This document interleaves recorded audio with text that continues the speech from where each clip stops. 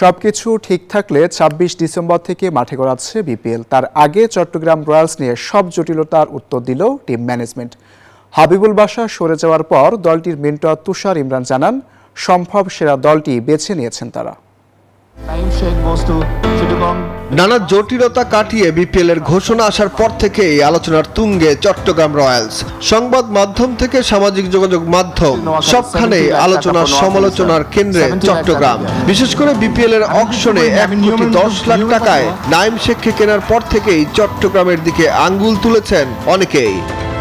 যুক্তরাষ্ট্রের ১ নম্বর gym chain gold gym এখন আবারও বাংলাদেশে। বসুন্ধরা আবাসিক এলাকা ও বসুন্ধরা সিটি শপিং মলে। অন্যদিকে ব্যক্তিগত কারণ দেখিয়ে হাবিবুল বাশা সুমন ম্যানেজারের দায়িত্ব থেকে নিজেকে সরিয়ে নিলে ফের সমালোচনার শিকার হয় দলটি। এতদিন গণমাধ্যমের সামনে টিম ম্যানেজমেন্ট না আসলেও নতুন মেন্টর তুষার ইমরান দলে যোগ দেওয়ার পরই মুখ খুলেছে চট্টগ্রাম। আমার দরকার হচ্ছে টিমটা পারফরমেন্স করা। টিম পারফরমেন্স করলে আমি হ্যাপি।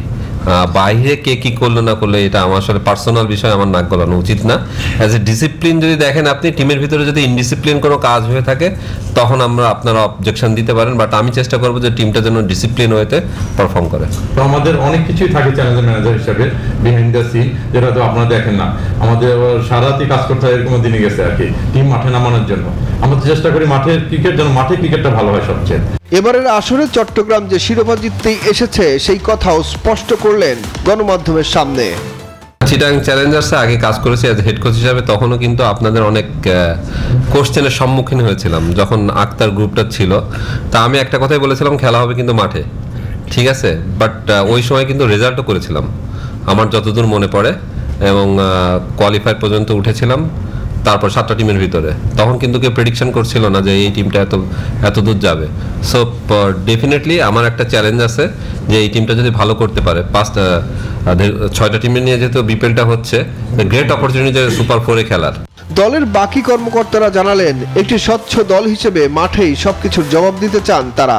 প্রিমিয়ার ডিভিশনে আমি প্রায় 10-11 বছর কাজ করছি। হ্যাঁ, বিপিএল আমার অ্যাসিস্ট্যান্ট কোচ হিসাবে অলরেডি 4 বছর অভিজ্ঞতা আছে। তো এটা সব কোচেরই একটা স্বপ্ন থাকে যে মানে হেড কোচ হিসাবে কাজ করা। তো আমি খুবই থ্যাঙ্কফুল যে আমাদের এই টিমের ওনারা আমার উপর আস্থা রেখেছেন এবং এই টিমটার জন্য ইনশাল্লাহ কাজ করার সুযোগ করে দেওয়াতে এটা হয়তো আমি আমার সেরা পারফরমেন্সটা এখানে দিতে পারবো। খেলোয়াড়দের পেমেন্ট ইস্যু ও বিসিবির সিকিউরিটি মানি সঠিক সময় পরিশোধ করার ক্ষেত্রেও প্রতিজ্ঞাবদ্ধ দলটি। সুখন সরকার, নিউজ 24, ঢাকা।